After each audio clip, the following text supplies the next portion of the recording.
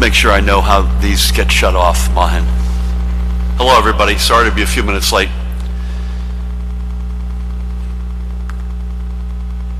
Could someone tell me, are these going to be on without an ability to shut?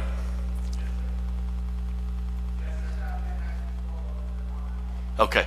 Just, I think going forward, we want to have the ability, if we can, to be able to shut these off by ourselves.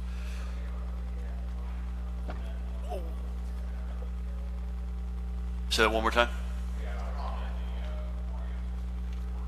Okay.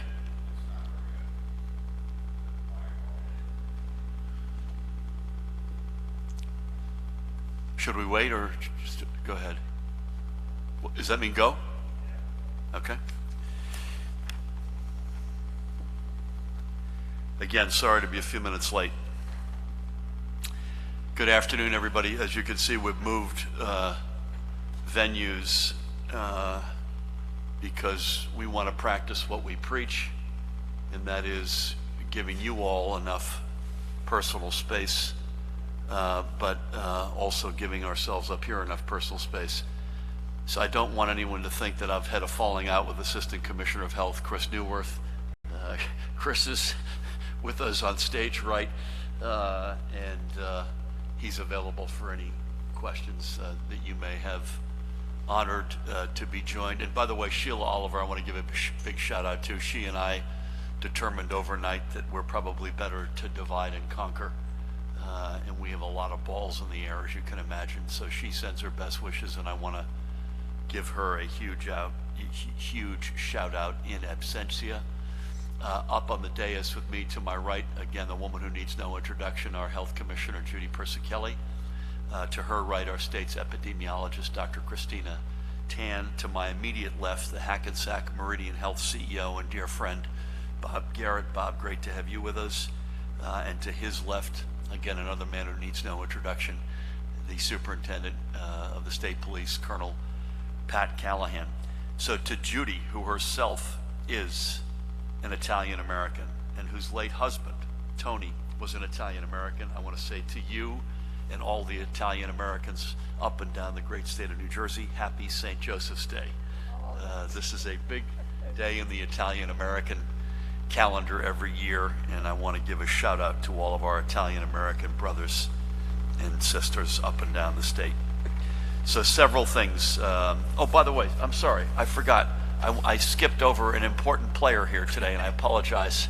Our Secretary of State, Tahisha Way, is in the house. Tahisha, thank you so much for joining us. And there's a particular reason why you're here, as you know, but I apologize for that, and it's great to have you. So a couple of things. Number one, I had a conference call yesterday afternoon, as I think I had said yesterday that I would, with leaders in our healthcare systems, both CEOs and labor representatives, and I expressed, among other things, to them our gratitude for their continued hard work and selflessness.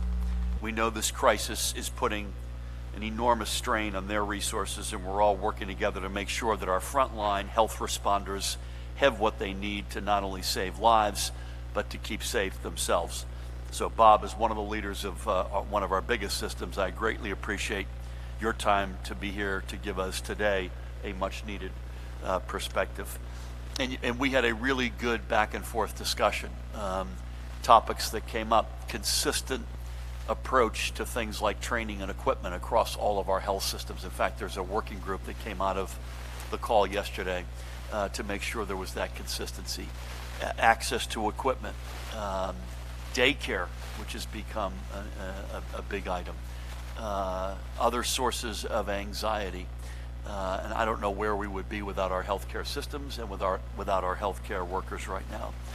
I separately had a call with representatives of up from up and down the state, representatives of our educator community, and just walk through the rationale that we had applied to closing of the public and private schools in the state, some of the thought that went into that, some of the things that we're looking at in terms of execution of that plan, particularly, as I've mentioned many times, to those who have food insecurity, to those questions related to remote learning, daycare, etc. And I also ask the educators, as I have asked in each of these sessions, to make sure our young people realize that they're not immune, that they themselves, and I think sadly, Judy, if I'm not wrong, and Christina, the data shows around the world that young people are getting a little bit more sick from this than had been the case a week or two ago. But even more importantly, even if you're a picture of health, you could unwittingly pass this to an older generation member, and including in your family. So we had a good call. I also previewed yesterday, our Director of the Office of Homeland Security, Jared Maples, is here. I previewed yesterday that Jared would chair an Interfaith Advisory Council call this morning. I'm happy to say that took place, and I think it was a wild success in terms of sort of going through our approach, answering questions. And again, I want to thank you. It's got 3,500 members. Any idea how many were on the call? Several hundred were on the call, which is higher than, which is a nice hit rate from up and down the state. I also want to acknowledge that Dan Kelly is here from my office, who is responsible for emergency preparedness and response. Dan will join me and others, Pat Callahan, I assume Jared and Judy and others later today at the Rock, first for a VTC with at least the Vice President, perhaps the President and their teams, to get an update from the White House, and then immediately after that an in-person meeting with the leadership of the Army Corps of Engineers. So thank you in advance for that. As I mentioned, for the reason that Secretary Tahisha Way is with us, I've just signed an executive order pertaining to upcoming elections and ensuring that our democratic process works throughout this crisis, which I'll outline in a moment, and I know Tahisha will add some detail to that. So, first, since yesterday, we have received 318 new positive test results, 6 of those through the DOH labs and the other 312 through our private sector and healthcare provider networks. Our statewide total is 742. If you added yesterday's to 318, you might get a different number, and that's just going to be the case, folks. We're going to have duplicates. We're going to have folks who may have been out-of-staters who got tested in New Jersey. For whatever reason, the official number is now 742. Those numbers will be released as soon as they're available. As I said to you yesterday, because of the VTC that we have with the White House, we're doing this press gathering earlier in the day, which means it's a little bit more of a scramble for Judy and her team to get the right numbers, although we've got them. She'll go through those numbers by counties. Let me just say as clearly as I can, we have expected these numbers. As you combine a reality of at least some community spread with an aggressive expansion of testing, more on that later, we knew the number of positive results would go up. And I will tell you right now, as I sit here on March 19th, I guess, these numbers will, I am certain, sooner than later go into the many thousands. And I want to make sure folks out there listening today, as we've said all along, we expect that to happen. We expect it to happen for a couple of reasons, as I mentioned already. Some amount of community spread, and I'll let the experts address that. And then separately, we are aggressively expanding testing. A lot more people will get tests at Hackensack, in the private, in the drive-thrus, which we'll talk about in a minute. In other locations, we have believed since day one, and this goes back to conversations our team had in January, and then we established our statewide task force, whole of government task force on February 2nd. We have believed that the extent to which we could get the equipment, the personnel, the PPE, in addition to the swabs, and we had testing capacity, we were completely supportive and remain completely supportive of folks getting tested. And Judy will get into this. Folks with symptoms are the highest priority, and within that group, healthcare workers are the even higher priority, and we'll get to that, and Judy will get to that in a few moments. So folks, we expected this. These numbers are going to go up. They're going to go up, one person's opinion, into the many thousands. Again, we are doing everything we can to break the back of that curve, flatten it, spread this out, take pressure off the healthcare system as a result, save lives as a result. And by the way, by the insurance policy, as we are doing with the Army Corps of Engineers, expand our capacity on the healthcare side, assuming we need that, maybe perhaps in advance of our success in flattening the curve. So I want there to be no doubt about this. There are sadly 4 additional fatalities that we can report, bringing the total to date to 9. And Commissioner Persicelli will have details on those individuals, and I join her and all of us in sending our deepest condolences to their families. There are multiple testing locations currently and opening across the state, and again, Judy and her team can speak to these, particularly the opening tomorrow up in Bergen County. We anticipate, speaking of which, the FEMA-backed testing location at Bergen County College will be up and running, Chris, tomorrow. We good to go? And I plan to visit this site, and our daily briefing tomorrow, in fact, will be held at Bergen County College. And more details on that in a moment. Additionally, I am ordering, effective 8 p.m. tonight, the closure of all personal care businesses which cannot comply with social distancing guidelines. That includes barbershops and hair salons, spas, nail and eyelash salons, tattoo parlors, among others, and social clubs until further notice. Again, those will be closed this evening beginning at 8 p.m. We are as aggressive as any American state in the steps that we've taken, bless you.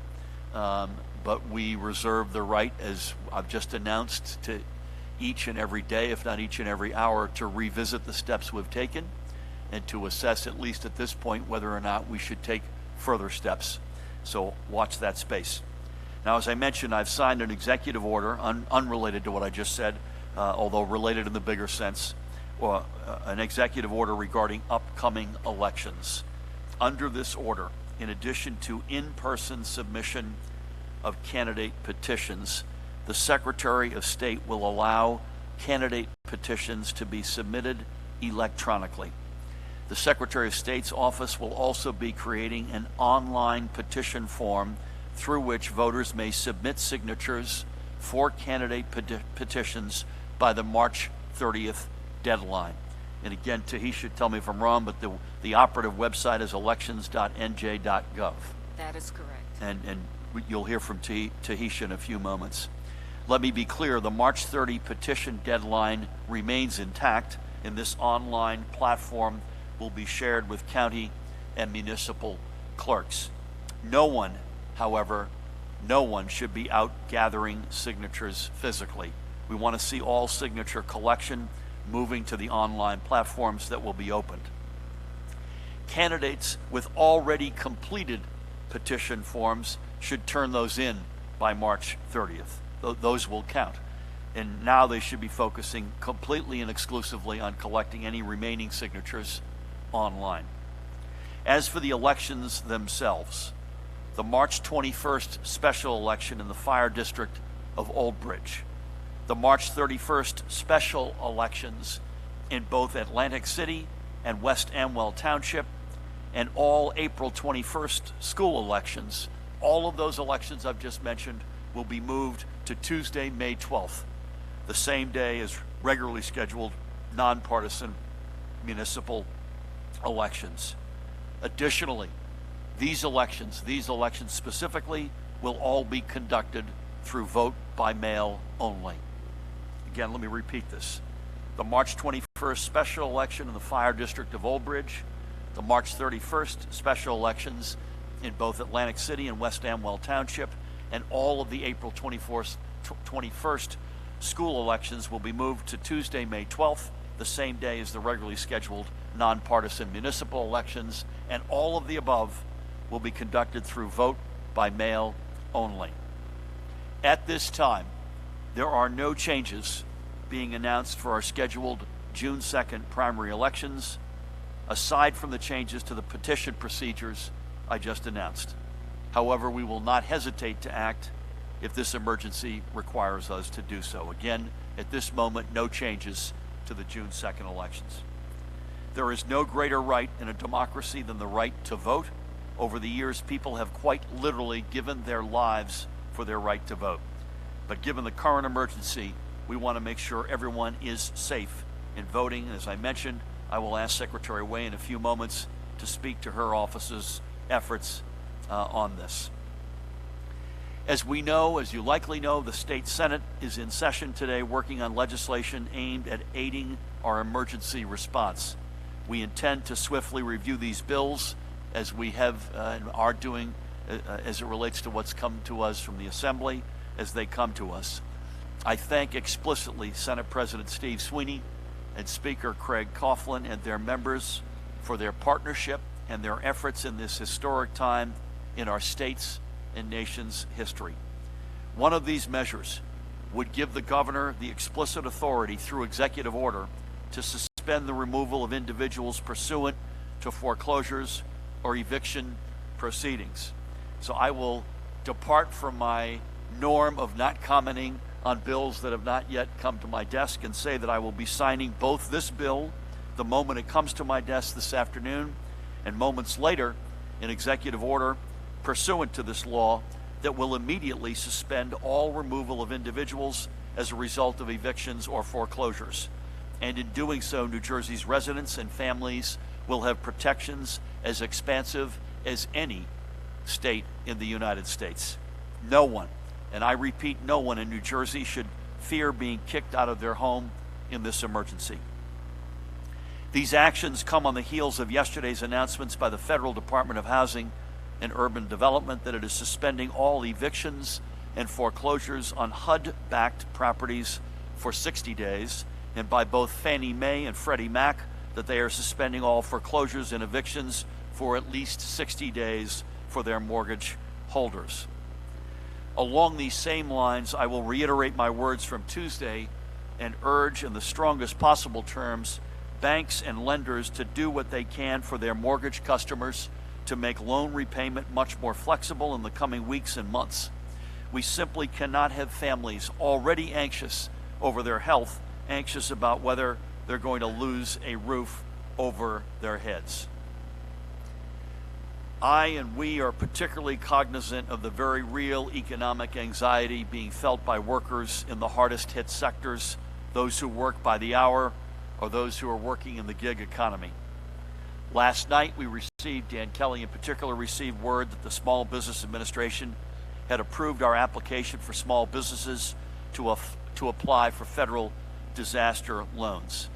Now, Dan oversaw our state's response to Superstorm Sandy, so this is not abstract for Dan and his team.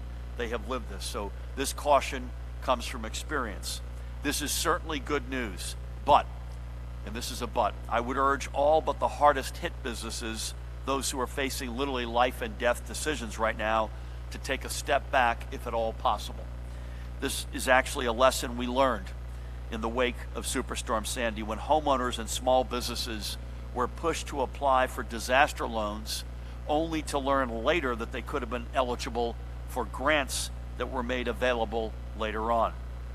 We are going to fight alongside our federal delegation, and they're doing an extraordinary job, by the way, and those from our neighboring states. And again, the more strength we have in terms of numbers, the higher the likelihood we will get success in some of the big asks we have. We're going to continue to fight for stimulus packages that include small business grants, and in that we will fight to ensure that any loans provided now could be paid down by grant funds later on. If anybody's got in particular questions after we break today, Dan Kelly's your man off to stage left. As I said Tuesday, we hope to be able to stand up a state business assistance program shortly. The Economic Development Authority is able to help guide small businesses in making these decisions. And I encourage any business owners with questions to go to the New Jersey Business Action Center's COVID-19 information page, which is cv.business.nj.gov. cv.business.nj.gov. I also want to say that our economics team and the Economic Development Authority are working on what I would call a Jobs NJ, which we announced earlier this year as an initiative to better marry and more seamlessly employers with employees. They're actually working on an emergency COVID-19 version of Jobs NJ in the sort of here and now. What's available? who's out of work, and we got a lot of folks out of work, and those numbers are going up and not down. How can we best and most quickly match those two communities? I started banging the table yesterday, and I want to reiterate that we're in conversations with our neighboring states, in particular New York, Connecticut, Pennsylvania, to make an explicit multi-state plea with the administration, beginning with the president, as well as the leadership in Congress, for a massive block grant program. So if you're a state like ours right now, where you've got enormous devastation in the worker community, in the small business community, New Jersey is at the front lines doing everything we can. But the meter is running, and it's running in a big way. We need back and fill from the federal government. No one state, never mind New Jersey, has enough money to continue to do what we're doing. So I want to pound the table that the best, most effective, quickest way we can stay in the game for our workers, for our small businesses, is to get federal block grants, which requires Congress to pass that and for a president to sign it. You know, we were doing some math last night. We think across the states of New Jersey, Pennsylvania, New York, Connecticut, what's that number look like? I think it's at least 100 billion with a B US dollars. But that's the best money any state can get right now, because it allows us to stay right at the point of attack, not worry about the back end meter that is running right now in New Jersey, but to be there for our people and our businesses. I also want to add that NJ Transit just submitted a letter to our congressional delegation with a very crisp estimate of the huge shortfall they will be facing between now and I think they went out to the end of fiscal 2021, and that number is $1.25 billion for NJ Transit alone. So these are initiatives that you should assume we will continue to be quite aggressive on. I want to close with a few words before I turn things over to Judy, a few words to the people of New Jersey. First, again, if you have questions, you got a couple of different places to go. You can go to 211, which is up and running. You can go to 1-800-962-1253 or visit nj.gov/health. 211-1-800-962-1253 or nj.gov/health. To receive updates by text, please text NJ COVID to 898-211. And if you need live assistance, text your zip code to 898-211. Again, that's NJ COVID to 898-211 if you want to get updates. And if you need live assistance in the here and now, text your zip code to 898-211. Additionally, I urge residents not to hoard food or other supplies and to resist the urge to overcrowd grocery stores. I know the anxiety you feel and we feel. We understand it. When you see news reports showing emptying shelves, when you look at numbers of folks testing positive, but we are closely monitoring, in fact, aggressively monitoring the supply chain, and we are confident in the ability of food and other grocery items to get to store shelves in a timely manner. To everybody, we deeply appreciate the cooperation we are seeing with our efforts to promote social distancing. And we know it's not easy to be cooped up in a house, but this is what we all need to do to get through this together, and we will get through this together. And I repeat, especially to our younger residents, we're seeing that more and more of you are not immune. Everything we say and urge applies to you as well, both for your own health as well as for the potential of your passing on unknowingly, unwittingly, the virus to someone in an older generation. I cannot say it enough. We are one family. We don't always agree, but we always look out for each other. I also, again, tip my hat in particular to everybody who's working on the front lines of our responses. Regardless of the job you do, you're doing an incredible job. We cannot make it through this without your selfless efforts. I ask everyone to stay safe, to keep doing the basics, washing hands for 20 seconds with soap and water, coughing or sneezing into your sleeve. Don't touch your face. If you don't feel well, stay home. Frankly, we want everybody staying home at this point. We will flatten this curve together, and we will emerge stronger than ever before. And remember the two to the hip bone and the thigh bone here, right? Over here, we're cracking the back of the curve, flattening that curve, doing everything we can to isolate ourselves. You heard me take more steps today, and we reserved the right to take even more steps. And we mean it, by the way. We will enforce these steps. In fact, I have a statewide conference call tomorrow at noon with the Attorney General and law enforcement up and down the state as we go into a weekend. We mean business. When we say no more gatherings over X people, when we say this is closed, that you can't do this, we mean it and we will enforce it. The reason is so that we can take the pressure off over here, the healthcare system. And God willing, as a result, save lives and keep more people healthy. But again, this is an and both effort. We are doing everything over here, but we're not meeting with the Army Corps of Engineers for fun. This is, Judy will tell you, we are aggressively pursuing more capacity over here, just in case the timing of these two actions don't sync up as nicely as we would like or we would hope. Again, I say this unequivocally. If each of us does our job, beginning with yours truly, there is no doubt in my mind, not unscathed, not without mistake, but we will get through this together, stronger than ever before. With that, please help me welcome the Commissioner of the Department of Health, Judy Persicelli. Happy St. Joseph's Day. Thank you, Governor. Good afternoon. Excuse me. As I'm sure you know, the CDC released preliminary data on the U.S. cases yesterday, and it provides insight into COVID-19 and how it's affecting our population here in our country.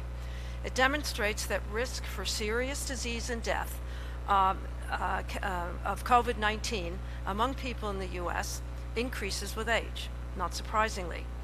However, it also indicates severe illness leading to hospitalization, including intensive care unit admissions and death, can occur in adults of any age. This data did reinforce that most of the serious outcomes occurred among adults 65 and older, with them having hospitalizations of about 45%, 53% ICU admissions, 80% of the deaths occurred among this population. So this information is similar to what was seen in China, indicating that more than 80% of deaths occurred among people 60 years and older.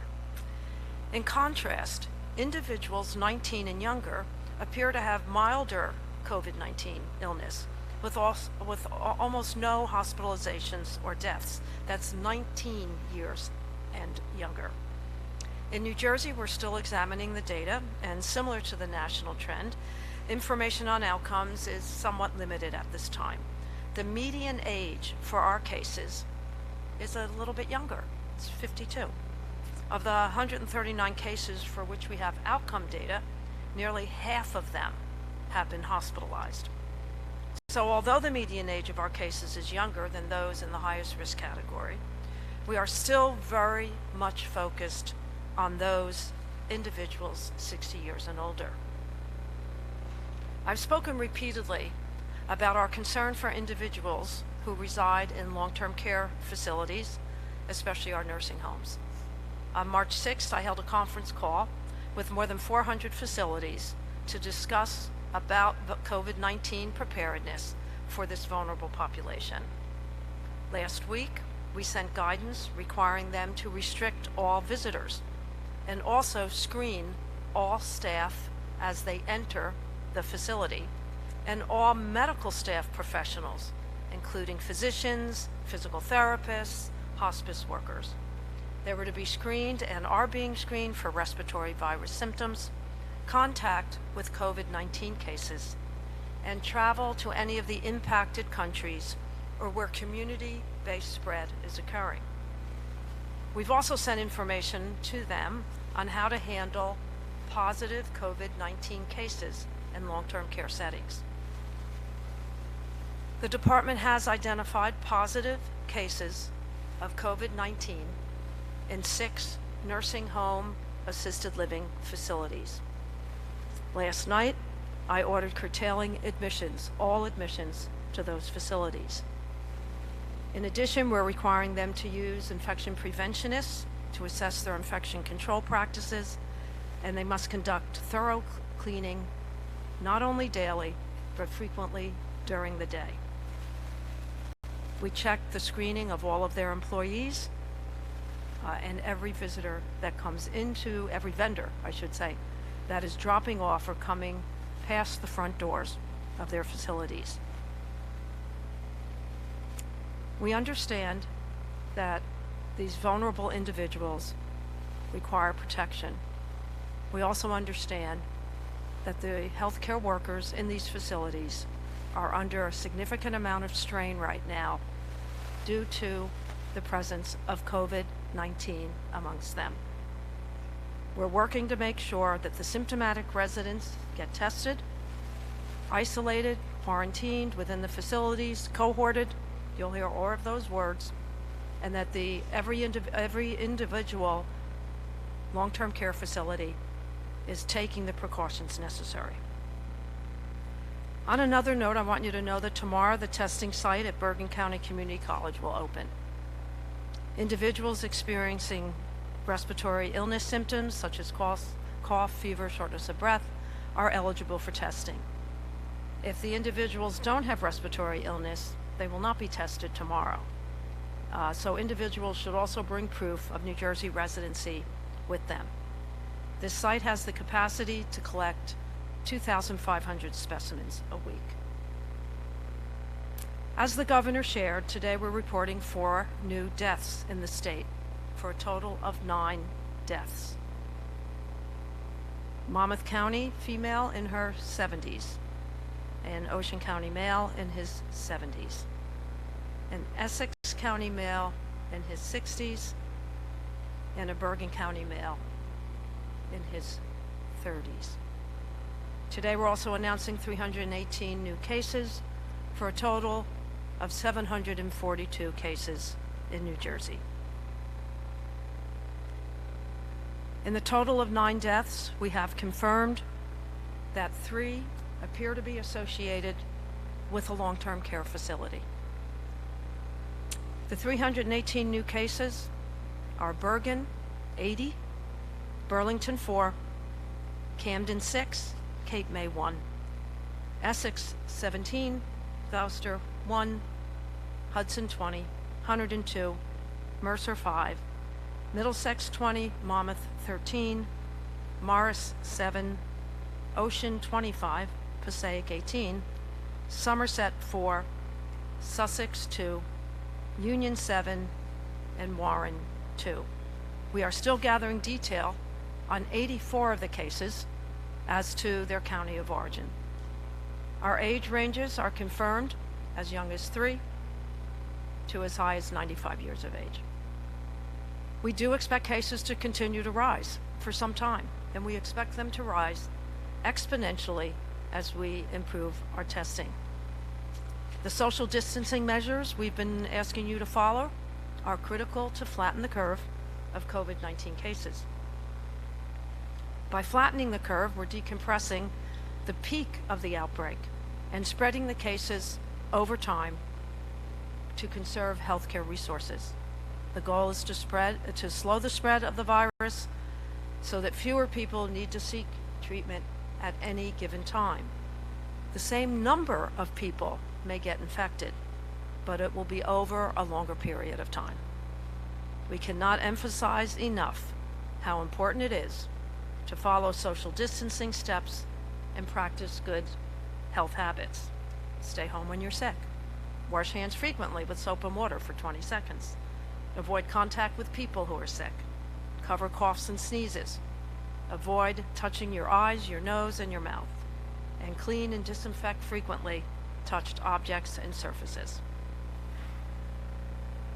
NJ211 continues to be a great resource for the public to get information. Since being activated yesterday, they have handled more than 400 calls, for more than 8,000 people have opted into receiving information by text or telephone. This is in addition to the more than 8,500 calls handled by the call center since it opened. So please continue to use call or text to get updated information. We need to all work together to slow the spread of novel coronavirus. Thank you. Judy, thank you. As I do my math here, I think we're now up to 19 of the 21 counties, Salem and Cumberland being the only exceptions so far. And it will be in all. I just want everyone to know that. Amen. It will be in all. And the numbers are going up, and they're going up meaningfully.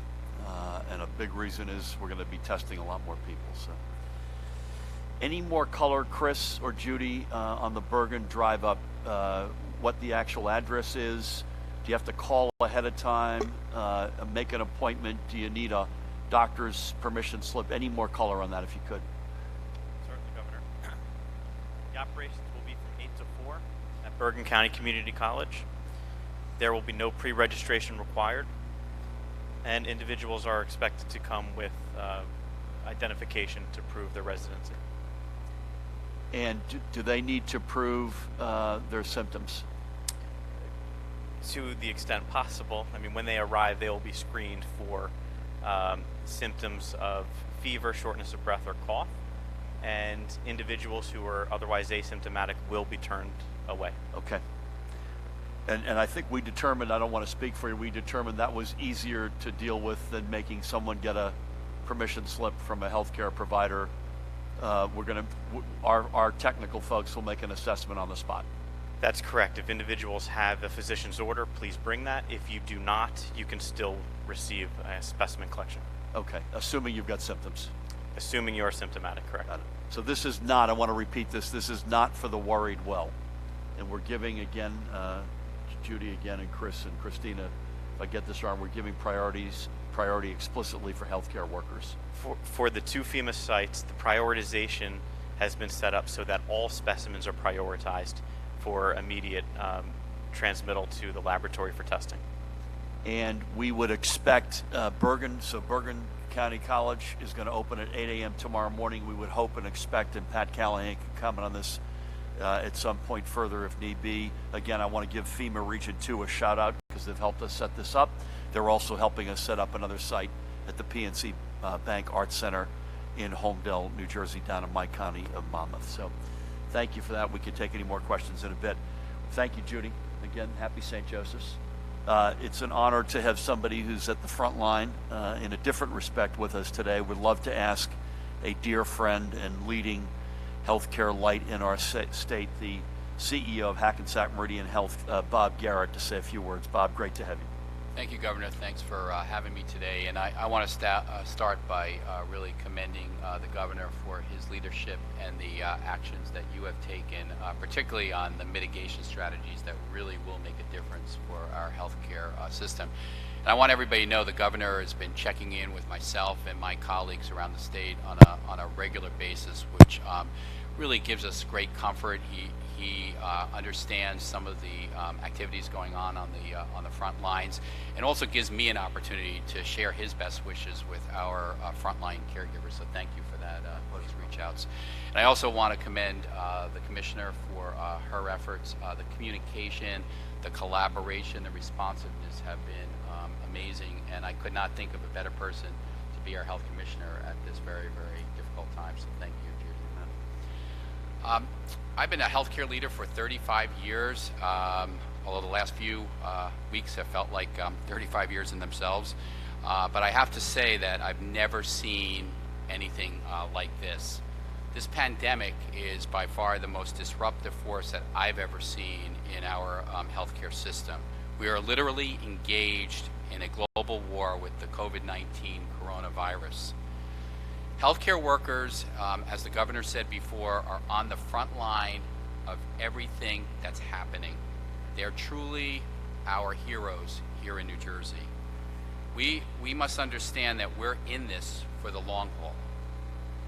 This will tax our clinical and human resources like we've never seen them tested before. In our network at Hackensack Meridian, which is New Jersey's largest with 17 hospitals, we have already seen 121 positive patients. 78 are currently at our hospitals as inpatients. We also have another 500 patients currently right now as I speak that are awaiting test results that very well could turn into positive COVID patients. At Hackensack University Medical Center, which is our flagship hospital alone, We have treated over 60 COVID-19 patients to date, and that number is growing. So I want to talk a moment about preparedness and potential challenges. There are extraordinary efforts underway in hospitals across New Jersey, and for that matter, across the nation, to fortify operations. Capacity issues will continue to be a problem, and that's not just in terms of total number of beds, it's also about ICU bed capacity as this crisis continues to grow. Health systems throughout New Jersey are postponing non-emergent surgery and procedures. Hackensack Meridian has also done the same. This is actually increasing our capacity by about 20%, so that's a significant move that the hospital systems have been making. And if you think about it, it allows us to redeploy staff, like, as an example, OR nurses that were in these surgery settings now can get redeployed to the emergency department or to an ICU or to a patient floor where they're needed to take care of patients. Hospital systems are working to coordinate resources and room availability. This is really important, as we all know, and we heard from both the governor and the commissioner, that we expect an increase of cases as more testing becomes available. When I spoke to one of our ER chiefs at one of our hospitals, he put it this way: all hands are in. We are prepared and laser focused. We are holding the line. So I want everybody to know the spirit at the front lines is still good, and people are determined to fight this common enemy. Beyond the heroes that are in scrubs, the command centers in hospitals across New Jersey have an army of experts that are working literally 24/7. Epidemiologists, internists, supply chain experts, and people coordinating closely with the Department of Health and the CDC. They are marshaling resources from hospital to hospital, updating staff on protective gear, and closely tracking cases and capacity. They're marshaling resources, as I said. It really comes down to this. In hospitals today, there are only two jobs: the people who are directly taking care of patients, and the rest of us who are taking care of those people. Our health systems in New Jersey are seeing staffing shortages due to the significant number of doctors and nurses being quarantined due to potential exposure. At Hackensack Meridian, as I speak to you now, there are about 150 healthcare professionals that are in a quarantine situation. Significant supply shortages are anticipated as well, including personal protective equipment and ventilators. I do applaud the President for his invoking of the Defense Production Act to ramp up manufacturing capacity. We need this national call to action to dramatically increase manufacturing capacity to provide the amount of PPE that are necessary to support our frontline team members. The decisions and investments that we're making today will absolutely save lives over the coming weeks as we see a steady rise in cases. I'd also like to commend the governor again for his efforts in New Jersey to flatten the curve and urge people to stay home as much as possible. That's going to make a huge difference in this crisis. If we can really flatten that curve and spread out the number of cases, we have a fighting chance. I've been in touch with professionals, healthcare professionals, doctors in China and in Italy, and it's heartbreaking to hear the stories, particularly in Italy, of what's happened when there was a huge surge of patients literally dying outside the doors of hospitals. We don't want that to happen in New Jersey, and I applaud you, Governor, for the actions you're taking to help us avoid that. I'm really heartened to hear that the Governor and Commissioner Persic-Kelly announced yesterday that the state is working to bring 500 additional beds online. They will be needed. I've also received calls from heads of many of our colleges and universities offering their campus to support our efforts, which may include temporary housing for nurses that may be traveling from out of state that we're going to need to bring in to the state of New Jersey. It's also vital that we rapidly expand testing. We're gratified to hear today about the Bergen Community College and the PNC Art Center that will be opening soon, because that's going to be important to really collect specimens within our state. However, I must emphasize the need for better testing turnaround time from laboratories across the country. This is important because we can confirm and isolate patients as soon as possible, which limits the number of staff exposed and thereby allowing us to get more usage out of the limited supplies of personal protective gear. Our network, as you heard before, launched our own test, a combination, I think what I would call it the best of two worlds, a combination of the CDC test and a test that was developed in a laboratory in Germany that's been endorsed by the World Health Organization. We are testing on average 50 people a day, and we can have results very quickly within 4 to 6 hours. Like many networks, we are contracting with several laboratories, national laboratories, to get more results and faster results.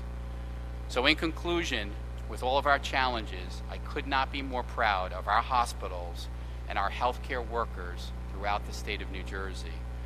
We'll continue to deliver for our communities, even in this unprecedented storm. Thank you, Governor. Bob, thank you, and thank you for your remarks and your leadership of our biggest healthcare system, and we need you now more than ever before. So thank you for everything. I also want to thank our folks who are doing the sign language. I meant to thank you earlier, so I want to thank them for that. Again, Bergen County College, Community College, tomorrow, 8 a.m. to 4 p.m., day one. Lots B and C, 400 Paramus Road. Lots B and C in the parking lot, 400 Paramus Road. And tomorrow is day one. As I said, I don't want to marry myself to a day yet on Homedale and the PNC, but Pat, I think it's sooner than later. Is that fair to say? That's correct, Governor. Fantastic. Thank you all. And Bob, thank you again. We're going to switch gears mightily for a second. I want to applaud our Secretary of State, who has a lot of things, a lot of balls in the air right now. She and I and our teams had a conversation yesterday, the day before, about the census, which is upon us in the midst of this crisis. I mentioned, and certainly she oversees elections in our state. I mentioned some of the steps earlier that we are taking, and would love to ask our distinguished Secretary of State, Tahisha Way, to please give us a little bit more color on that. Tahisha, thank you for everything. Okay, good afternoon, and thank you, Governor Murphy, Commissioner Persichilli, and Colonel Callahan. I am truly proud and grateful for your leadership during this challenging time. As the governor notes, I do oversee elections, the Division of Elections, which works closely with county and local election officials, our colleagues in state government, federal government partners like the Department of Homeland Security, and now the Centers for Disease Control, to ensure that voters, elections, and infrastructure are safe, whether from malicious actors, natural disasters, or emergency situations, including public health crises like the one New Jersey faces today. Make no mistake, COVID-19 is an unprecedented challenge, but we are fortunate to have the tools and teams at our disposal to protect public health and uphold our fundamental right to vote. Now, if I may take the opportunity to elaborate upon what the governor's executive order means for New Jersey's voters and our upcoming elections. First, as it relates to the upcoming March 30th deadline for accepting candidate and delegate petitions, we recognize the credible risk that canvassing for petition signatures poses to candidates, delegates, supporters, and voters alike. Therefore, to ensure fair access to democracy while also protecting public health and safety, the Division of Election, as our governor has noted, has created an online form to allow candidates to continue accepting petition signatures virtually. Now, this form and all of the respective instructions will be online at our website, and I do want to repeat it if I may, which is elections.nj.gov. Additionally, as noted, petitions will be accepted via email, fax, regular mail and by hand delivery, while we will still observe the appropriate social distancing. And do note that several of my election staff will routinely come in should the petitions get delivered by hand, in person, or even by mail, just to check on those. Secondly, at a time when certain voters, including the elderly and those with pre-existing conditions or chronic illnesses, are at particular risk for contracting COVID-19, we cannot allow them or any voter to have to make the choice between their personal well-being and moving democracy forward. Therefore, in order to provide state, county, and municipal election officials the time we need to ensure that every eligible New Jerseyan can vote, as the governor has also noted, several of the upcoming elections are postponed until May 12th. To repeat, the March 21st Fire District election in Old Bridge, the March 31st elections in West Armwell and Atlantic City, as well as the school board election scheduled for April 21st. Moreover, all elections, as stated, scheduled for May 12th, will be conducted solely by vote by mail. Moving these upcoming elections to coincide with the previously scheduled May 12th elections will afford our election officials across the state the additional necessary time to produce and process vote by mail ballots, which in turn will ensure all New Jersey voters have access to the ballot box without risk to their health or safety. Conducting elections in this manner also protects the well-being of those who serve as poll workers, many of whom are over the age of 60. We are fortunate in New Jersey to already have no excuse vote by mail. So as we face this new challenge, all voters will receive a vote by mail ballot, saving them the step of requesting one and safeguarding health. So if you are a registered voter in New Jersey, whether you have voted recently or not, do know that you will be sent a mail-in ballot for the May 12th elections if occurring in your community. To ensure full and broad access to our democracy, we are also providing that every ballot include a return envelope with prepaid postage. Thirdly, in order to properly process the vote by mail ballots in a manner that protects the health of election workers, we will continue to work collaboratively with our colleagues at the State Department of Health to provide the appropriate health and safety guidelines for ballot processing, counting, and canvassing. To close, I appreciate the leadership of Governor Murphy, his administration, the hard work of my staff, the guidance and support of our federal partners, and most importantly, those on the front lines of elections, our county and local election officials, who we will continue to have urgent conversations and discussions to move this process forward. Tahisha, thank you for your remarks and for your leadership in these extraordinary times. Thank you, Governor. Thank you very much. I think with that, the only other clarification that Chris and I had a sidebar on is the Bergen County College testing site is 8 to 4, as long as we've got enough equipment and bodies and PPE 7 days a week. So it'll be tomorrow morning at 8 o'clock, and that'll be a 7-day-a-week reality, lots B and C at 400 Paramus Road. I will be up there with my own eyes to see it tomorrow, and we'll do our press briefing tomorrow at 2 o'clock at the county college. I got that right, Mahan? Thank you. Let's take a few questions. Why don't I just go right to left, if that's okay, and then if we come back, I promise you we'll do it in reverse order the other way. Please, Jen. Do we have a mic or not? Dante, come in. excuse us. Sorry, John. Can you get into some specifics on the Bergen Testing Center and as well as Monmouth? How can you handle the expected numbers of people traffic-wise, some of the specifics?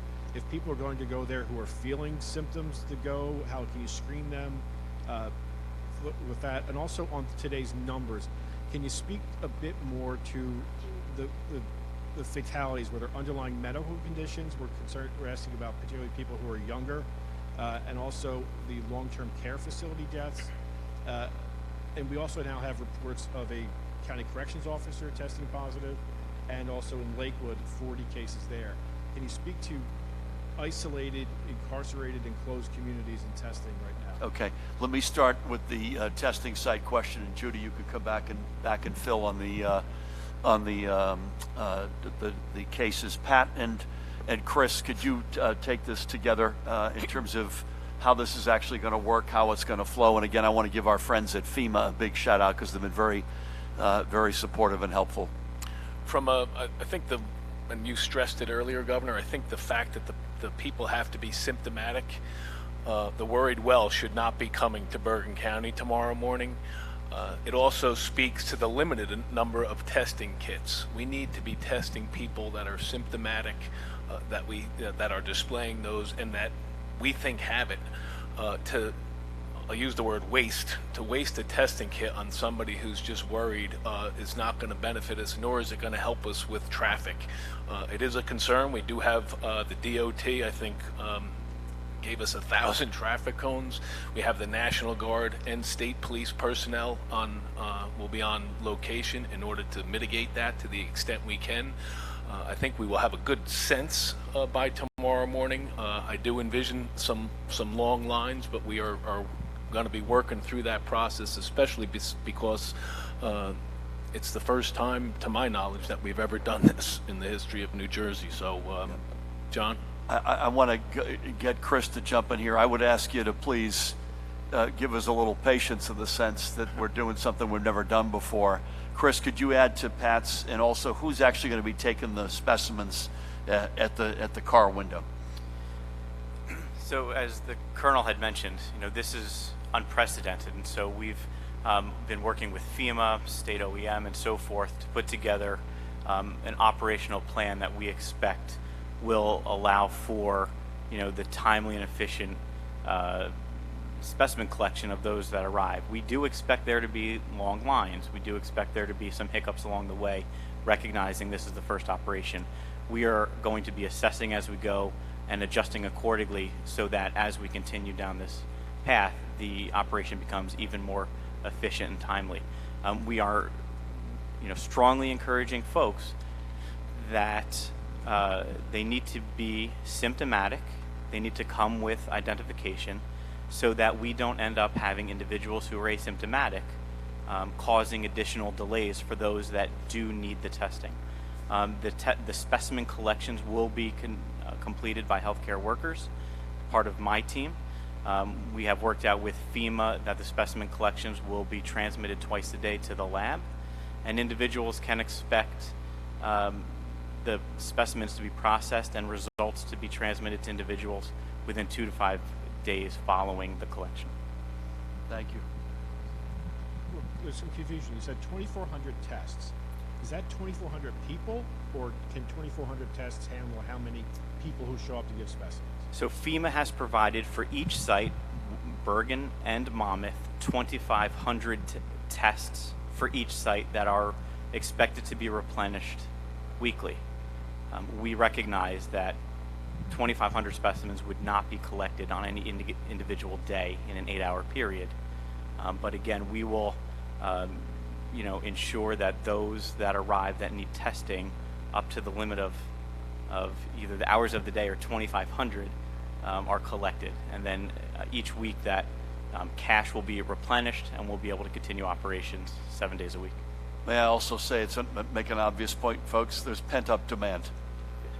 So again, bear with us in the sense, not only have we not done this before, but we've got an imbalance between supply and demand. Thank you, Chris. And Christine, I didn't mean to evict you there from the end of the table. Judy, could you comment a little bit more on the fatalities, underlying health questions, any of the other questions John raised? As we've reported, we have a total of 9 fatalities. We had 2 yesterday and 4 today. Of the 6 yesterday and today, we know that 3 individuals had comorbid conditions that may or may not have exacerbated their illness. There are 3 that we have no background on as yet. But I think we have to assume those individuals that are transferred from a long-term care facility to a hospital and test positive for COVID-19, more than likely they have some underlying pre-existing issues. That's the information I have right now. Anything on Lakewood that you want to offer? No? Lakewood is part of John's question. You're talking about the family? No, this was I think in the Lakewood community. I don't know that we have got any insight. I don't want to put you on the spot. We had a conference call with the Lakewood community generally, where there was a rumor that 100 people had been exposed and were being tested. We can't confirm that. I would just say this: Ocean County has a total of 33. 25 of them came in overnight.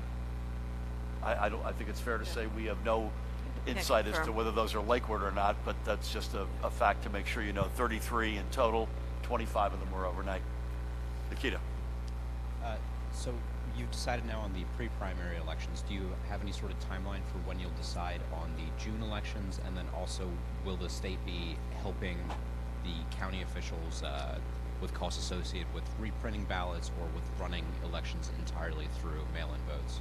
I'll let Tahisha answer the second question. On the first question, we have no timetable to make any assessment on the June 2nd election, but obviously it's in top of mind, and we will, if we need to act and adjust that in any way, we will do so on a timely basis. Tahisha, any comment on working with county officials, reimbursement or otherwise, for ballots that were already printed? Thank you, Governor, and thank you for your question. At this present time, our office is diligently exploring the utilization of perhaps our federal funds that we've received, the HAVA dollars. And once we can get, more of an answer to that, we could advise everyone accordingly. I could also note that by moving to vote by mail only, there are some cost savings, I should say, to the counties and the locals, because there won't be any cost for, let's say, 2 things: polling places and also the poll workers. And poll workers, I believe they receive $200 a day for their work. And we have in our repertoire, I believe, an estimated 26,000 statewide poll workers. Thank you for that. May I say, use this opportunity for a public service announcement and commercial. I still want early in-person voting in New Jersey. I think there's no reason we shouldn't have it 30 days in advance, 1 location per county, likely the county seat, Monday through Friday, 9 to 5, 8 to 4. I still think that's a good idea. We'll go back and then come down, Elise. Any change in thinking on daycare and child care centers? As you know, there's been some... Not since yesterday, no. We understand here we're trying to balance a lot of different challenges. One of the conversations, or one of the points of conversation yesterday, bless you, with the healthcare workers and the healthcare systems was the enormous pressure on child care. There's an enormous, bless you, I hope you're sneezing into your sleeve back there. There's an enormous overlap between, in particular, obviously, healthcare workers who have kids in schools, single parents with kids in schools, but for the time being, no. Elise, do you have anything? Please.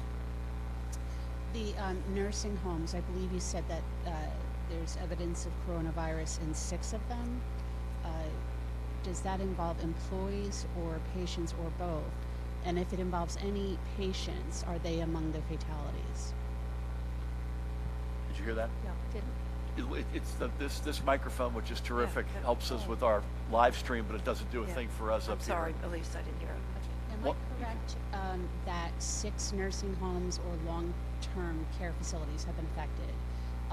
Are those cases, do they involve employees or patients?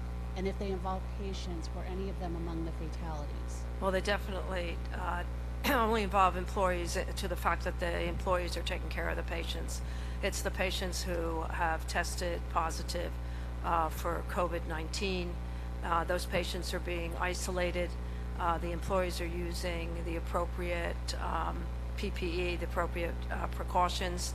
And I can tell you that I've spoken with the administrators of all of the nursing home facilities that currently have a positive case, and they are working overtime to protect the patients and also the employees. Some of the employees are home on quarantine. We talk a lot about the hospitals. The long-term care facilities have requirements for healthcare workers as well.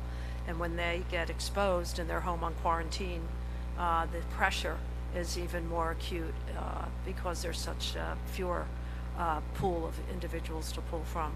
So they're in, some of them are in a real stressful situations right now. And Judy, fatalities from long care facilities of the 9, how many again? We think we're doing the full review, but we believe 3 are associated. What that means is they came from a long-term care facility. We need to look in how long they have been in that facility, and how, who visited them while they were there. That kind of analysis is not complete yet. Thank you for that. Matt? So, Governor, can you, on this same topic, can you reiterate, and I know you said it before, but just can you reiterate what your order is about limiting people that are going in? Are we naming the facilities or the counties that they're in? And lastly, on the deaths, we reported that 3 people of the same family have died.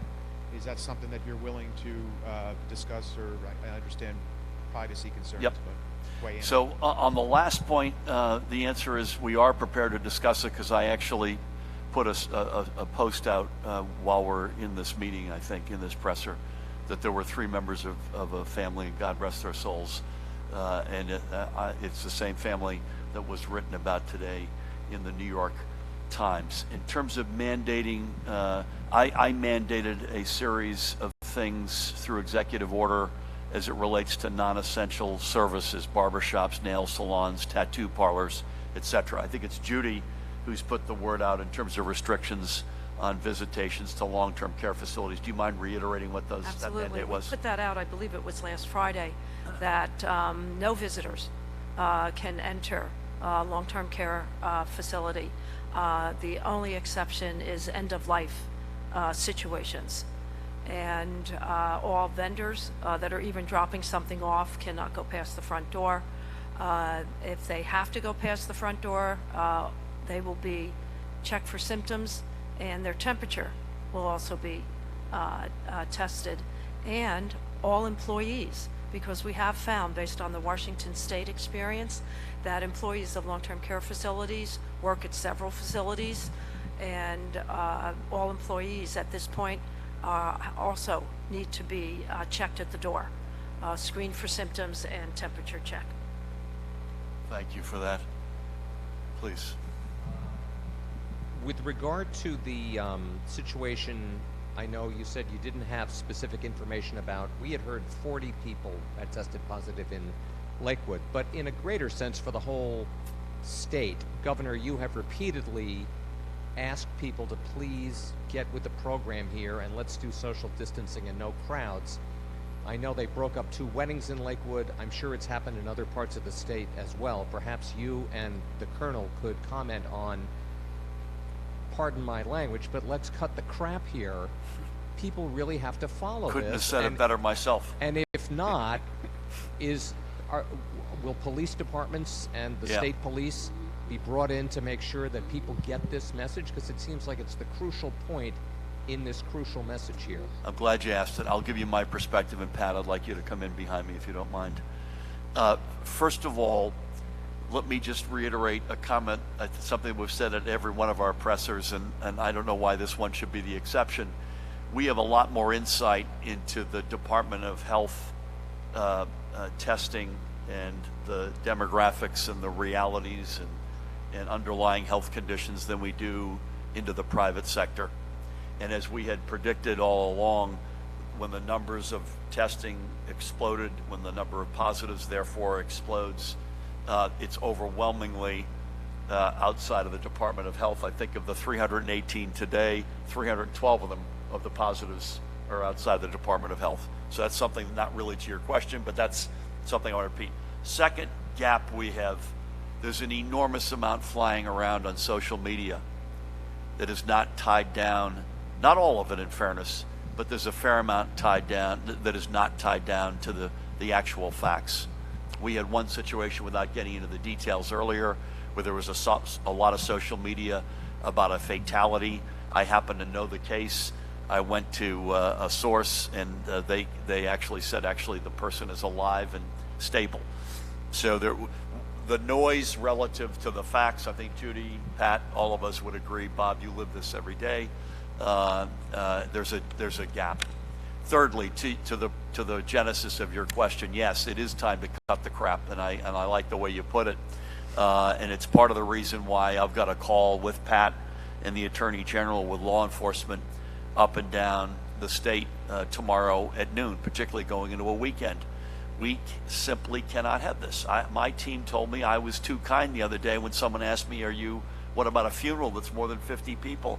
And I feel awful about it, but the fact of the matter is we've got to ensure compliance no matter what it is. Weddings, funerals, baptisms, you name it. It's 50 people at most, and by the way, if you want a little foreshadowing, if anything, that number's going down, not up. And it has to be enforced. It will be enforced aggressively. We're going to get, I think, particularly ornery about this. In fact, I think we already have. And again, we mean business. And it's not because we're trying to be jerks. We just know that if we flatten the curve over here, we will lessen the pressure on the healthcare system over there and save lives and have a healthier New Jersey as a result. And particularly, I'm pleading with young people to have parties go underground at homes and moms and dads to make sure that doesn't happen. Pat Callahan, please. On a real personal level, and I'll share this because I think it speaks to the governor's point and the seriousness. 2 days ago, we lost Lieutenant Bill Fearon's mom. Bill Fearon died from 9/11 cancer a couple years ago. She lost her battle on the 17th to brain cancer as well. And before I walked in here, I was on the phone with her family apologizing for the fact that we were not going to have hundreds of troopers there, apologizing for the fact that I would not be there. That's how serious this is. And the fact that the chiefs of police and the call tomorrow, I think, will speak to this. We have assistant prosecutors in all 21 counties ready to be contacted with regard to the guidance that the Attorney General put out and to the charging manual that we would use. I know we were asked a few days ago, I think early on, we get into the, let's break it up warning stage. I think we're going to move rapidly beyond that if people don't pay heed to what we're trying to do in this state and country. Governor. Amen, Pat. Brian, anything for you? And Dr. Tan, please. Could you go into, please, a little bit more about the family from Freehold as to the dynamic of what happens when they get together like that, and why in this case so many people became so critical. I think the story that you referenced, Governor, said 2 more family members are critical. Can you describe the disease a little bit more as to how it can ravage a family, A, and B, what families who do have somebody who is in self-quarantine at home because they are positive should do?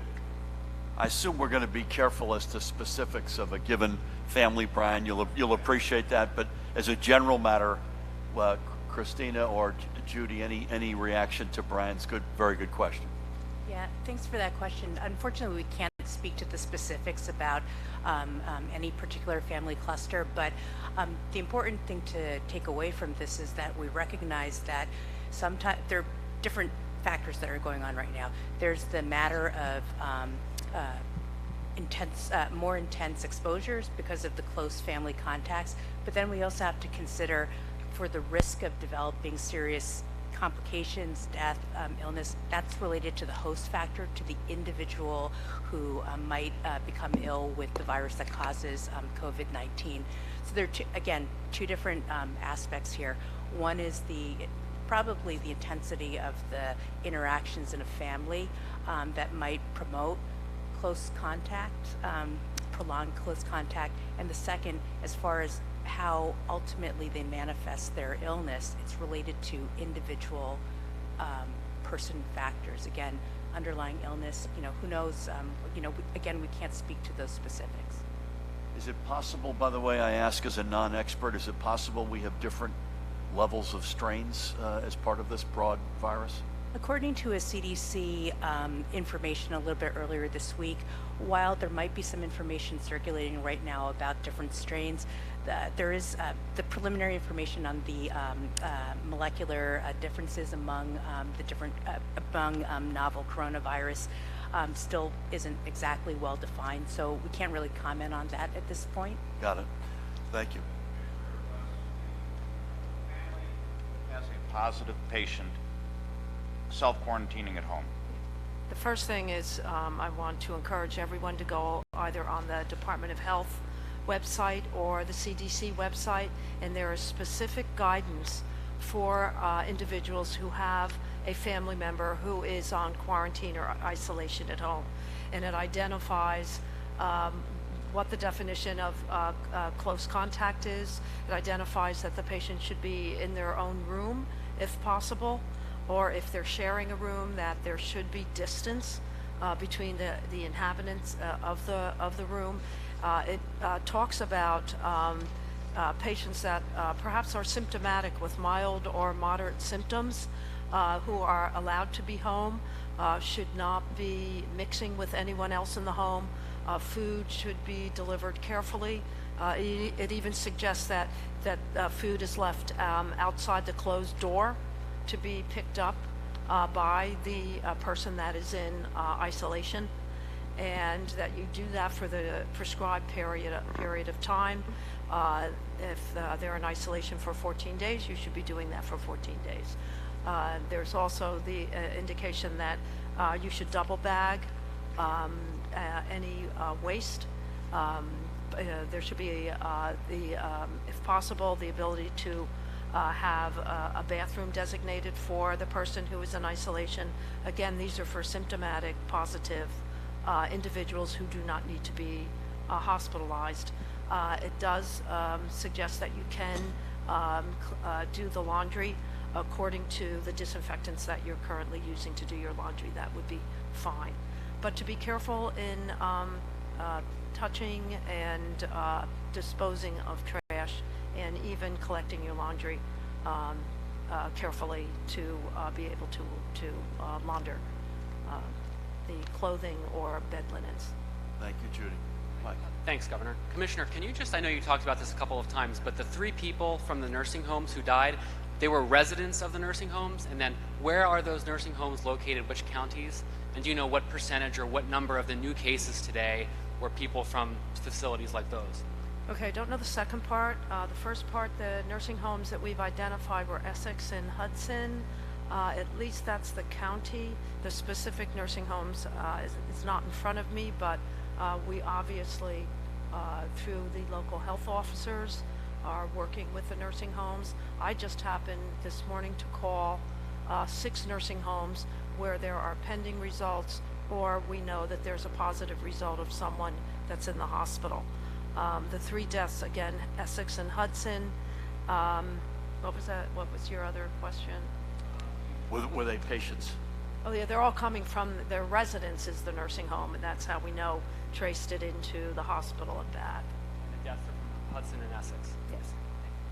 Thank you for that. No. 3 deaths, at this point, 2 nursing homes. Apologies for being, I promise you next time I'll go left to right. It's all good. There's a situation in Camden County. County officials are setting up a drive-through testing site at Camden County College. There are tents set up, but one of the freeholders is saying they're having trouble getting a hold of testing kits. Is the state involved in this situation? Any chance that FEMA might start coming into South Jersey to do similar what's happening in North Jersey?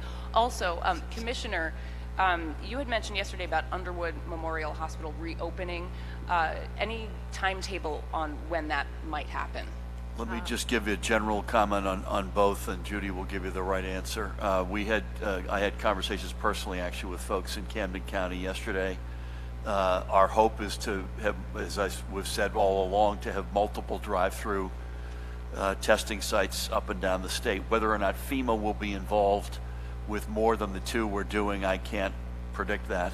I also can't predict exactly the details of what it will look like in South Jersey. I don't think it's unique to them that getting access to swabs, et cetera, is not unique to them. That's a challenge that is among us, and it's not unique to New Jersey. So I don't have any specifics beyond that, but obviously the more access to testing we have, particularly for folks who are symptomatic, the better off we will all be. They will certainly be better off, but we'll be stronger as a state.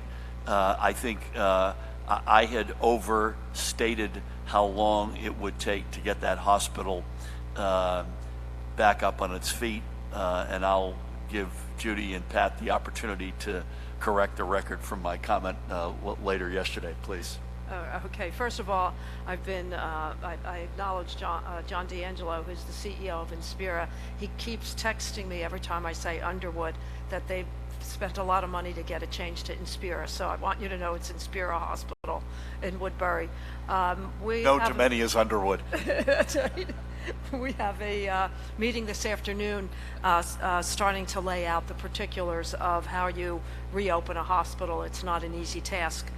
The first part is for Mr. D'Angelo and his team to move out the existing individuals who are inhabiting that location. There's a number of, from what I understand, office-type people, revenue cycle management people, I believe. And also there's some mental health services that have to be relocated, and obviously we're waiving all of the requirements for physical space and certificate of need to move those services. We're working on that today. I told him his task was to empty out the facility. Our task is to then work as a team to bring it back up. How quickly? Weeks, months, any idea? I think I hope it's not months. We're hoping 3 to 4 weeks. But just to give you an indication, we have to do engineering and physical plant inspection, total decontamination. We need to put in a nurse information system, a nurse call light system. We need to hook up all the medical gases that we know are behind the walls, which is a good thing. We have to make sure the HVAC is working correctly. And I just gave you the top end. There's so many more layers. So an interesting point that we had discussed, the group of us earlier, this is one that Judy and her team and Pat and his team and others can handle without the Army Corps. And that's an important point. So we have a meeting this afternoon in person at the Rock with the Army Corps. That will be focused on other facilities in the state, not on this, not on Underwood. So now we're going to go back very quickly here. Do you have another one you'd like to throw in? Yeah. Do we know how many people are in quarantine in the state of New Jersey? May I ask a question? Why all of a sudden is that microphone showing amplification? We swapped them out. New microphone, okay. Thank you for that. Thank you for that. That's a big boost for us, by the way. Well, we track that. I don't have it in front of me, but I don't have the number. If we can get the number, we will get it to you, but I don't think we've got it off the top. Anybody coming back? If they could be buzzer around, just because we've got to go do a call with the White House. Can you, Governor, talk about how concerning it is that the virus is now in at least 6 nursing homes? Is that you said that you expected many more thousands of cases. Are you surprised by this development, and how worried are you about that? I'm not a medical professional, so I can't say whether or not my being surprised or not is relevant, but it's a concern. And I think what we saw in the state of Washington, which went through this before any of us, again, we've been talking about Corona since January. I established our whole of government task force under Judy's leadership on February 2nd. This is an eventuality that I don't know if we expected it, but we were prepared for it, and it's concerning, clearly. Anything like that is concerning. I don't know if you want to add any color to that, Judy. No, we anticipated that it would hit nursing homes just by the mere description of the patients. Brian, anything you could? Yes, please. Commissioner, as far as the nursing homes are concerned, with 2 deaths, are there any other cases in that nursing home that you know of? And what special precautions are being taken in that nursing home as opposed to any place else? Also, the other question I would have is, if somebody has been around someone who has tested positive, what is the policy? Is it self-quarantine for the person who has been around, or is it just to monitor? What's the difference? Okay, let me first start about the nursing homes. We've been working with the nursing homes, as you all know, for quite some time. So whatever restrictions we're putting in the nursing homes that we know that have had a positive case, we are now moving through all the nursing homes. So as we're sitting here at noon with the New Jersey Hospital Association and all the nursing homes in New Jersey, we have advised all of them to amplify the restrictions that we put in last week and to include curtailing admissions if they have anyone in their nursing home that is showing any signs of a respiratory illness. And that's not an unusual thing that happens in nursing homes. Respiratory illnesses, we track them as a regular course of action through communicable disease, but we're asking them to be vigilant and curtail, screen, no communal eating or activities. We have a whole list of restrictions. 2 deaths, is everybody in self-quarantine? Is everybody being kept away from each other? Individuals are kept away from each other, and those that are showing any respiratory symptoms are basically cohorted and isolated. And could you also answer, please, the question about whether somebody should be in self-quarantine if they've been around somebody who's positive, or simply monitor? Sure. For clarification about the terms self-quarantine and self-monitoring, while individuals who are recommended for self-quarantine, for example, contacts of known confirmed cases, they're going to be self-monitoring for symptoms, during that 14-day window. Yes. For close contacts of cases, absolutely, yes. So, again, it depends on how individuals are assessed for their risk of their exposure to individuals. You're walking down the street, you might pass somebody who you don't know might have a COVID-19 case. That's not a prolonged close contact that would necessarily be as concerning as opposed to, say, a family member who spends, they share a household, and no matter, they try their best in the household to try to keep social distancing, but invariably that type of contact might be more risky. Please. Grocery stores and other areas, you see people now wearing gloves because they're concerned about touching stuff. If you touch it with your hand, then it's a surface that's been contaminated with COVID-19. Presumably you could infect yourself. But wouldn't the same situation be true with a glove? Just because it's a glove, wouldn't the virus stay on the glove? And that being the case, I've been told there are specific ways to take off a glove. Could you talk a little bit about this issue? If people want to try to safeguard their own health and they decide that they want to not touch anything with their own hands, they're using gloves, How do you remove the glove? Do the gloves need to be washed? Does this help to stop the transmission of this virus? Let me just say before the experts answer this is no time with a glove or without a glove to be sampling multiple apples at the grocery store. So let me just say that unequivocally, please. We're looking at one another I'm going to use the easy part. There is a way to take off gloves. I learned that in nursing school, but you do turn them inside out when you take them off. It's like... And it's a very important reminder that you always need to be washing your hands. That part can't be stressed enough. And just to mention that, again, we have to be careful. It's not only just COVID-19 that you're potentially concerned about. It's also a lot of other viruses that might be circulating too. What should you do? How should you take the glove off? Is there any benefit to wearing a glove versus your own hands and then just washing your hands? I think you just heard from Judy how you take it off from the top to the bottom, inside out, and throw it away. But then is you doing that with the other hand? So then how do you deal That's with above that my other pay glove? grade. that's that. No, I mean, it sounds Yeah, I silly, mean, but you turn them inside out. I think the real question here, and the one that we always struggle with answering, is COVID-19, and I'm going to look at Dr. Tan because she's our medical expert, is a droplet infection, and the droplets spray and then they drop to the floor or surfaces that are touched frequently. And how long do they stay active on inanimate objects? That's really the question, I think, that we need to answer at some point. We're telling people to clean frequently touched surfaces a lot because we're not quite sure, I think, Dr. Tan, on that time frame.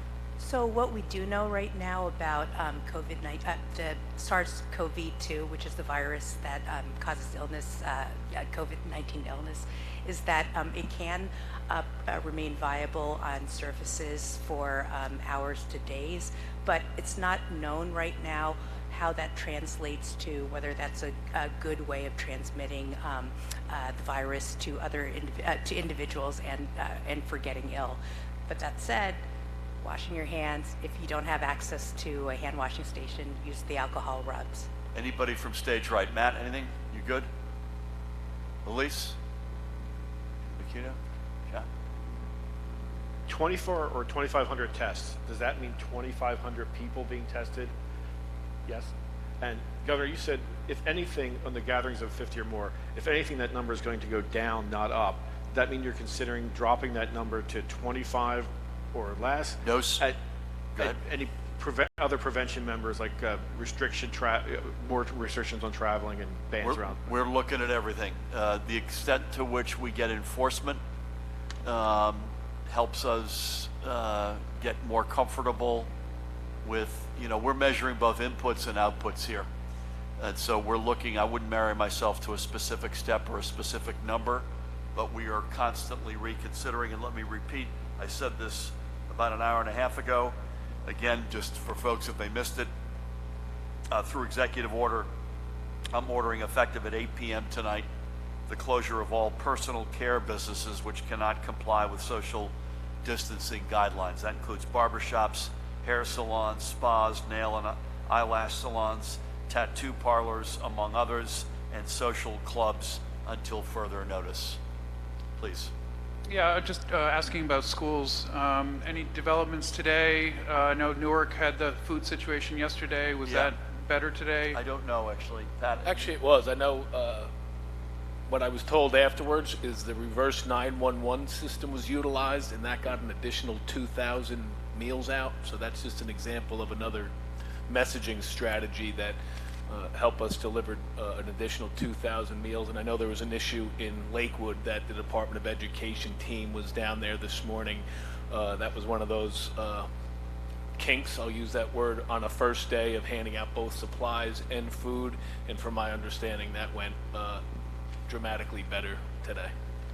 Can I just follow up? Have there been other challenges statewide and other guidance around assessment or other issues like that have been getting closer? No guidance, no further guidance on assessment. I meant to say that, so I'm glad you asked it.